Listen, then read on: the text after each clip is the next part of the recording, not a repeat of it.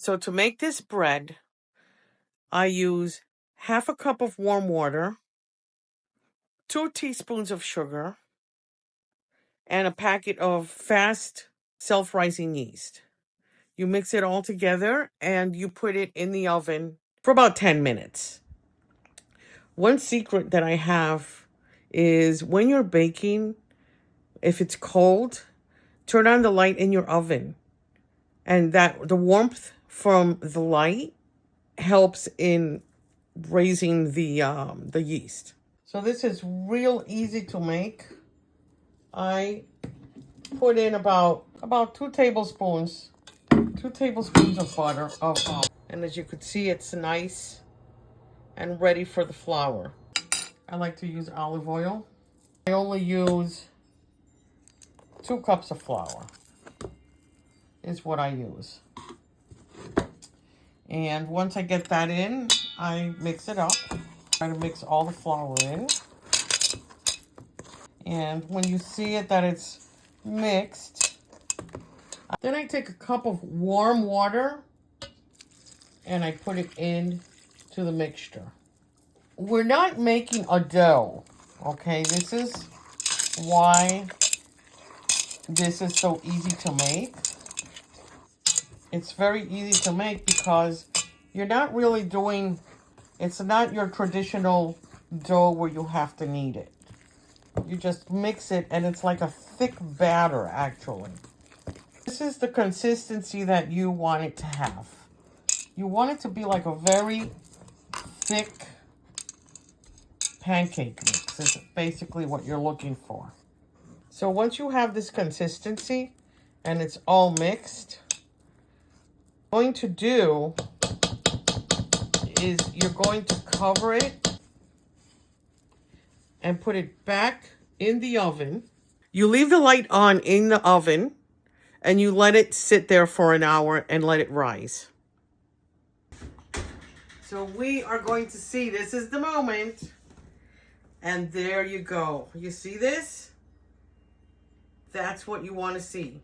Again, this bread, I call it Liz's no need to knead bread. If you're a baker, you know what that means. I'm going to make it in 2 batches. I'm going to flour this a little bit, put a little bit of butter. Gotta use up this butter because I've had it for a while. I don't put my butter in the fridge, by the way. I grew up with my grandmother. And back in the day, they didn't put butter or eggs in the fridge. We do that now, but they didn't do that back then. And I know a lot of you are probably going to say, ew, ew, ew, ew. The other thing that they didn't do was wash the egg, because if you wash the eggs, then you have to put them in the fridge. If you don't wash the eggs, you could keep them outside. So that's basically, of course, you have to wash them when you're going to use them. Don't crack an egg when it's dirty. You don't want to do that. I'm going to do just as if I was making a cake. This is why it's a little bit different. But once you see the results, you get bread. You get a bread that's very airy. So I'm going to preheat the oven at 400. And then I'm going to pour this batter in here. I'm going to put half here and the other half in here. You'll never buy bread again. I seldomly.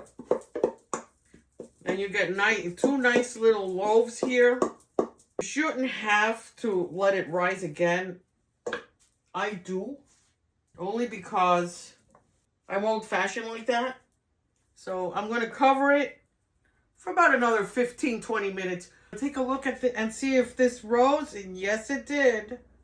So now I am going to put them in the oven, which has been preheated to 400. And I'm going to bake these and bake them for 20 minutes. Check it. Once it starts getting nice and golden on the top, the bread's ready.